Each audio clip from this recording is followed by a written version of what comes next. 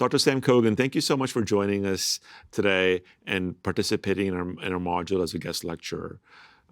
You are the CEO and founder of Gen5 Group, and you help advise lots of companies with their innovation processes.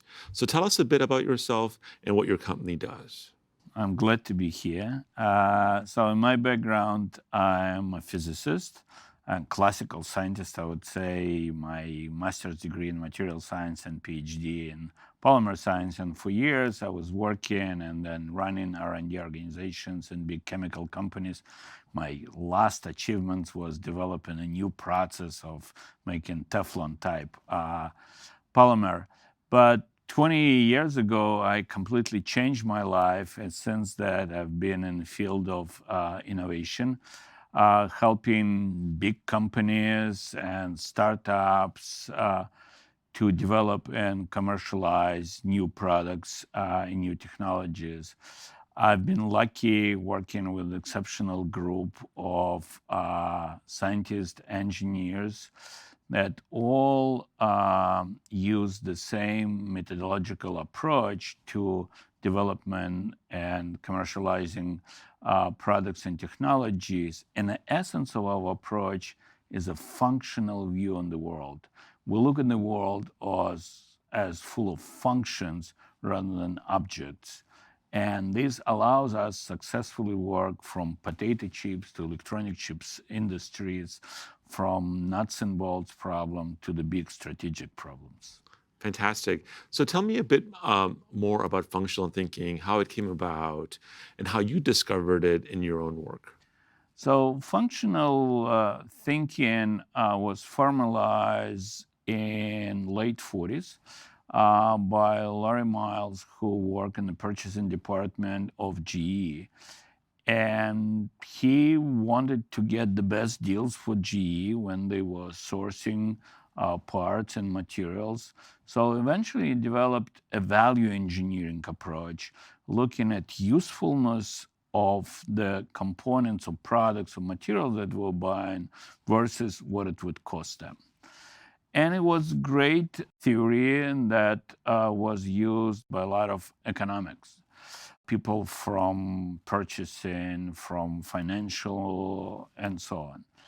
And in late 60s and 70s, a group of thinkers and scientists and engineers around the great Soviet inventor Genrich Altshulle developed functional approach that they used toward engineering systems, as they call it, technical systems and products. And this functional approach allowed them to create functional architecture of the problem and solve it differently. I'll give you an example of simple wrong use of functions. NASA, as they say, spent millions of dollars in developing a new pen that will work in space when there is no weight, right? So normal pens would not work. Because like the microgravity, gravity doesn't exist in space, and the ink won't flow down. Right? So they spent millions of dollars in developing this, and they created a new tool that was called pencil. If they started from the very beginning and said, what is the function of the pen? It's not to move ink. It's to leave the mark on a surface. And there are other ways of doing that. So just on this example, they were focused in on moving ink as what the pen did, instead of thinking of the function of the pen, which is really to leave marks on surfaces. Absolutely. They were focusing on objects, on components. And functional thinking allows you to step back and look at generally how you describe this function.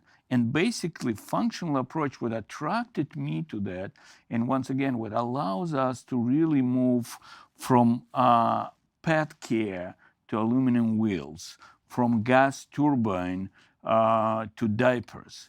What allows this, a functional view is Esperanto for engineers and scientists. It's a universal language that we work with aluminum company that was making aluminum wheels for big trucks. It's a huge 18 feet wheel, and they needed to cool it, right? And we brought a technology from the semiconductor industry that where you cool micro elements of the chip. Why? Because the function is the same. Components are different, but function the same. I'm still kind of excited and have chills every time when I'm thinking about that and try to identify what is the function here? What are the reason for this product or this component to exist?